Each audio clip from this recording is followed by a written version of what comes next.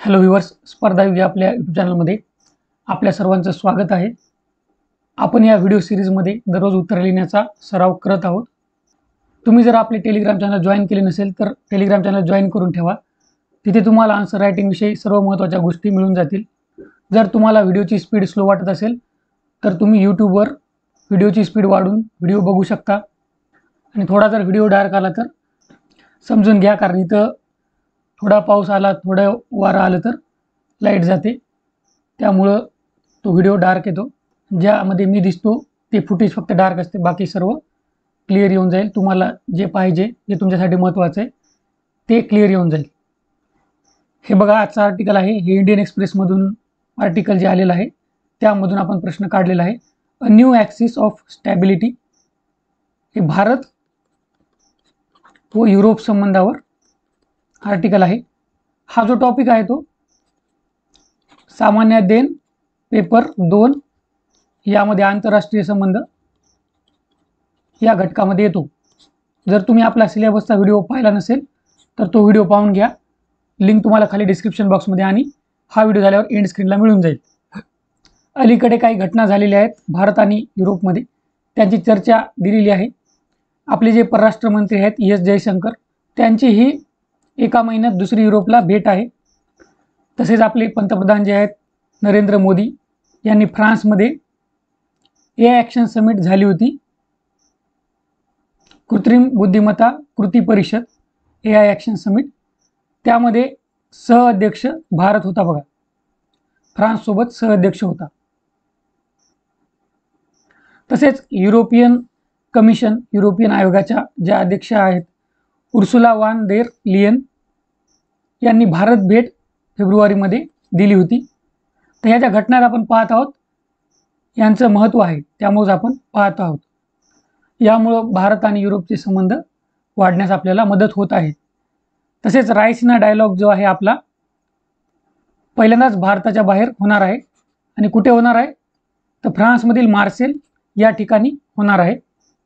तर रायसिना डायलॉग काय आहे याबाबत आपण माहिती घेऊया. ही एक दरवर्षी होणारी बहुपक्षीय परिषद आहे जी 2016 पासून होत आहे आणि नवी दिल्लीमध्ये होते बघा. कशाबद्दल आहे ही परिषद तर जिओ पॉलिटिकल, भूराजकीय आणि जिओ इकॉनॉमिक्स, भू अर्थशास्त्रीय मुद्दे जे आहेत त्यांची चर्चा करण्यासाठी ही परिषद होते. आता उदाहरण सांगतो तुम्हाला. भूराजकीयचं उदाहरण घ्यायचं झालं तर दहशतवाद, आणि अर्थशास्त्री, भू अर्थशास्त्रीचं उदाहरण घ्यायचं झालं तर व्यापार, मुक्त व्यापार म्हणू शकता तुम्ही. तर ही जी आता हा जो रायसिना डायलॉग आहे तो होस्ट कोण करतं?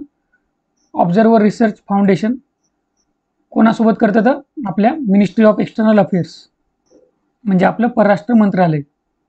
रायसिना हिल जे आहे नवी दिल्लीमध्ये, जिथं राष्ट्रपती भवन आहे, त्यावरून हे नाव दिलं गेलं आहे रायसिना डायलॉग. तर एवढ्या आपल्याला गोष्टी माहीत पाहिजे होत्या रायसिना डायलॉगविषयी, त्यामुळं आपण या गोष्टी बघितलेल्या आहेत. आता युरोपसमोर जी आव्हाने आहेत ती काय याची चर्चा करूया. सगळ्यांना माहिती आहे आपल्याला रशिया युक्रेनचं युद्ध चालू आहे. ते एक मोठं आव्हान आहे, कारण युरोपचे रशियासोबत संबंध बिघडत आहेत आणि युद्धाचं सावट राहिल्यामुळं न्यूक्लिअर वॉर वगैरेची भीतीसुद्धा नेहमी राहत आहे. तसंच आंतरस्थलांतर, इमिग्रेशन, इंग्रजीमध्ये याला इमिग्रेशन असे म्हणतात. म्हणजे काय तर दुसऱ्या देशातून युरोपमध्ये लोकांचं स्थलांतर. आणि हे जे स्थलांतर आहे ते कसं असणार आहे? इल्लीगल असणार. हे आंतरस्थलांतर जे आहे ना युरोपमध्ये, ते जास्त करून कुठून होतं तर आफ्रिका खंडातील देशांमधून होतं. मेडिटेरियन सी जो आहे, भूमध्य समुद्र, तेथून हे लोक इल्लीगली युरोपमध्ये प्रवेश करतात. तसेच US प्रेसिडेंट जे आहेत मिस्टर डोनाल्ड ट्रम्प, हे नेटोचा तिरस्कार करतात. नेटोबद्दल थोडी माहिती घेऊया. नॉर्थ अटलांटिक ट्रिटी ऑर्गनायझेशन हा फुल फॉर्म आहे नेटोचा. 4 एप्रिल 1949ला स्थापना झालेली आहे.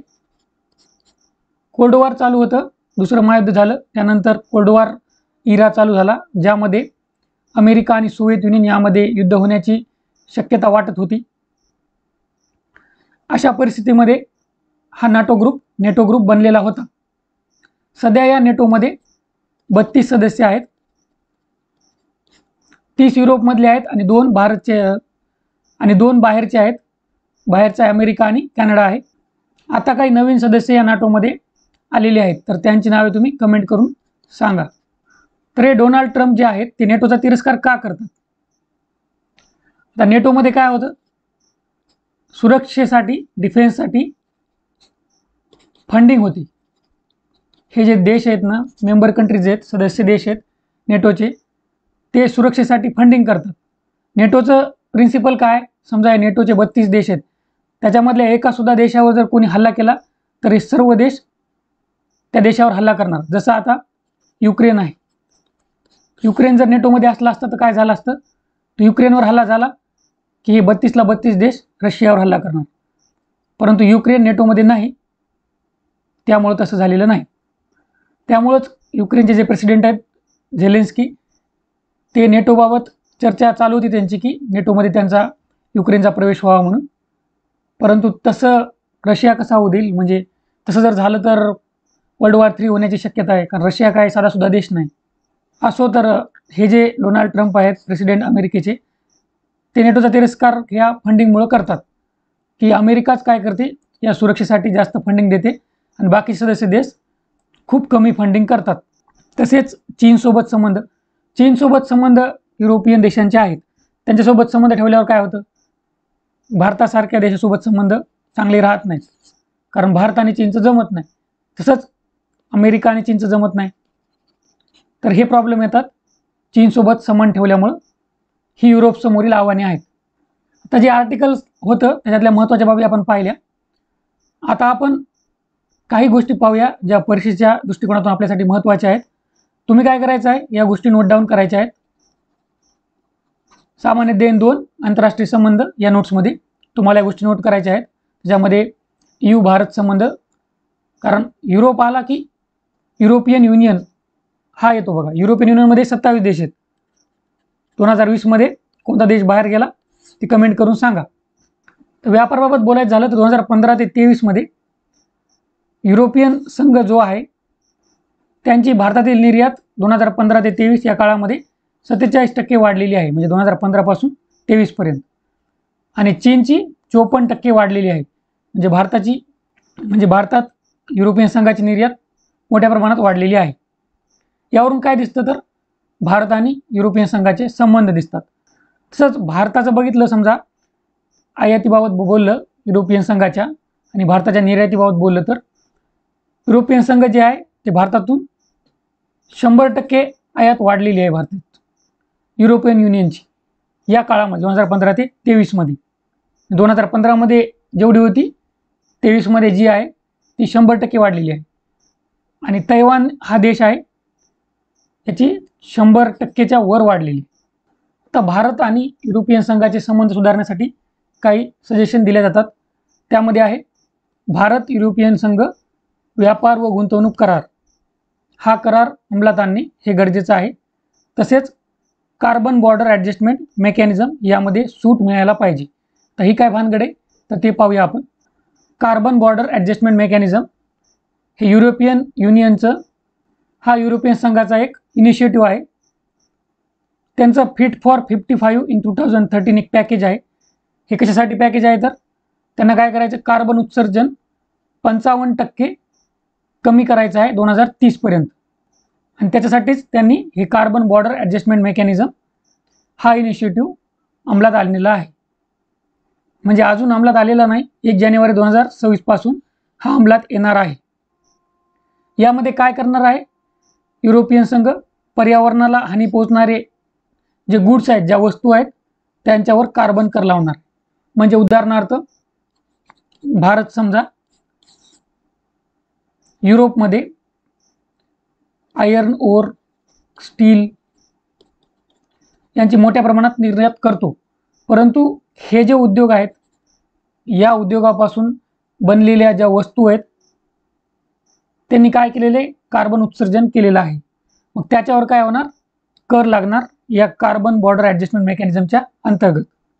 आणि हा कर 20 ते 50% असू शकतो, म्हणून भारताला याची मोठी चिंता लागलेली आहे. त्यामुळंच याच्यातून आपल्याला सूट द्यावी जर आपले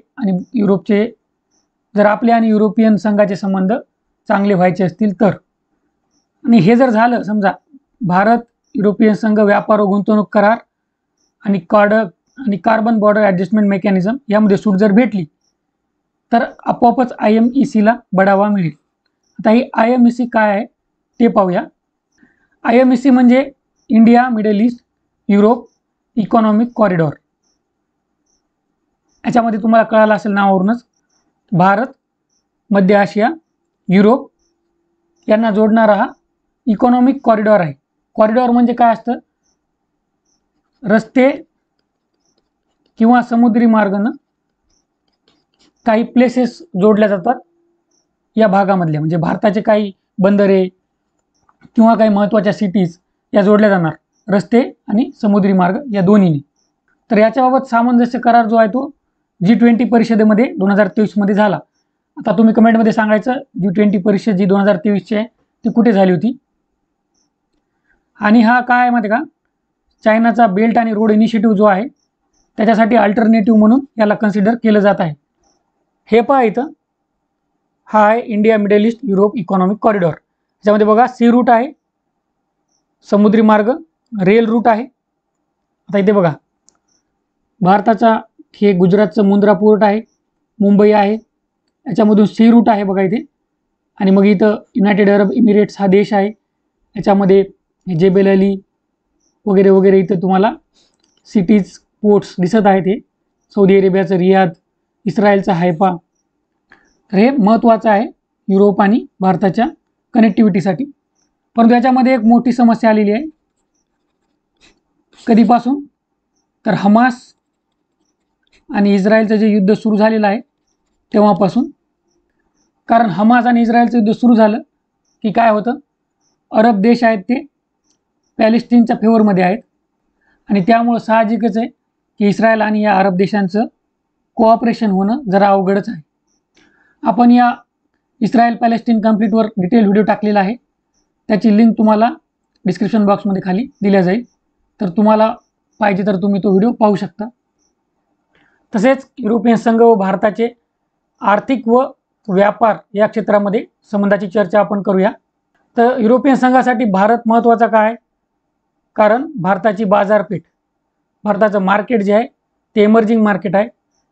इस्पेशली विशेषतः बोलायचं झालं तर हरित तंत्रज्ञान, इलेक्ट्रॉनिक्स, कापड या क्षेत्रामध्ये. तसेच भारत हा युरोपियन संघासाठी धोरणात्मक भागीदार, स्ट्रॅटेजिक पार्टनर इंडो पॅसिफिकमध्ये आहे. आणि युरोपियन संघ आपल्यासाठी का महत्त्वाचा आहे, युरोपियन संघातून भारतामध्ये गुंतवणूक येते मोठ्या प्रमाणात आणि तंत्रज्ञान, कारण ते देश डेव्हलप्ड आहेत, तर टेक्नॉलॉजिकली ते आपल्यापेक्षा पुढे आहेत. तर या दोन्हीमुळे आपल्याला युरोपियन युनियनची गरज आहे. व्यापाराबाबत बोलायचं झालं तर 2023-24 मध्ये हा रिसेंट डेटा आहे. वस्तूचा जो व्यापार आहे दोन्हीचा बरं का, भारत आणि युरोपियन युनियनचा $137 बिलियन आहे. आणि सेवांचा व्यापार जो आहे तो $51 बिलियन आहे. म्हणजे बघा व्यापार मोठ्या प्रमाणात चालतो भारताचा आणि युरोपियन युनियनचा किंवा युरोपचा. तसेच परकीय गुंतवणूक FDI, भारताचा जो FDI आहे त्याच्या 17% परकीय गुंतवणूक आपल्याला युरोपमधून प्राप्त होते. लष्करी सराव याबाबत सुद्धा आपलं कोऑपरेशन चालतं. पहिला भारत युरोपियन संघाचा नौदल सराव जो आहे 2023 मध्ये झाला, गिनी या देशामध्ये झाला. आता भारत आणि युरोपियन संघ यांच्या संबंधामध्ये काही आव्हाने देखील आहेत, तर त्या आव्हानांची चर्चा आपण करूया. भूराजनैतिक आव्हाने आहेत जिओपॉलिटिकल. त्यामध्ये महत्त्वाचं म्हटलं तर भारत निष्पक्ष भूमिका घेत आहे रशिया युक्रेन युद्धाबाबत आणि युरोपला वाटत आहे की भारताने त्यांच्याकडून भूमिका घ्यावी, परंतु भारत असं करू शकत नाही कारण आपले आणि रशियाचे खूप चांगले संबंध आहेत. युरोप चीन व्यापार याबाबत आपण डिस्कस केलेल्याच आहेत गोष्टी. तसेच आर्थिक व व्यापार बंधने, आपला आणि युरोपियन संघाचा जो फ्री ट्रेड ॲग्रीमेंट आहे, मुक्त व्यापार करार जो आहे, त्याची सुरुवात 2007ला झाली होती, परंतु अजूनसुद्धा तो फायनल झालेला नाही. तर हे भारत आणि युरोपियन युनियनच्या संबंधामधलं एक मोठं आव्हान आहे. तसेच इंटेलेक्च्युअल प्रॉपर्टी राईट्स, बौद्धिक मालमत्ता हक्क, याबाबत सुद्धा भारत आणि युरोपियन युनियन जो आहे त्यांच्यामध्ये मतभेद आहेत. जसं उदाहरण द्यायचं झालं तर फार्मा सेक्टरमध्ये आपलं जेनेरिक मेडिसिन जे आहे, स्वस्त औषधी जे आहे, त्याच्या फेवरमध्ये युरोपियन युनियन नाही. संरक्षण क्षेत्रामध्ये बोलायचं झालं तर भारताच्या जे डिफेन्स रिलेशन्स आहेत ते रशिया आणि अमेरिकेसोबतच चांगले आहेत, कारण आपले जे काही संरक्षण क्षेत्रातील इम्पोर्ट्स असतील ते रशिया आणि अमेरिकेतूनच आपण जास्त प्रमाणात करतो. आता फ्रान्समध्ये आपण आपली रफेल डील, सबमरीनची वगैरे या गोष्टी चालू आहेत, परंतु हे कधी कधी होत असतं आणि हे मोठ्या प्रमाणात नाही. जास्त करून आपले जे इम्पोर्ट्स आहेत ते रशिया आणि अमेरिकेकडून आहेत. तर हे एक आव्हान आहे भारत आणि युरोपियन युनियनच्या संबंधातलं.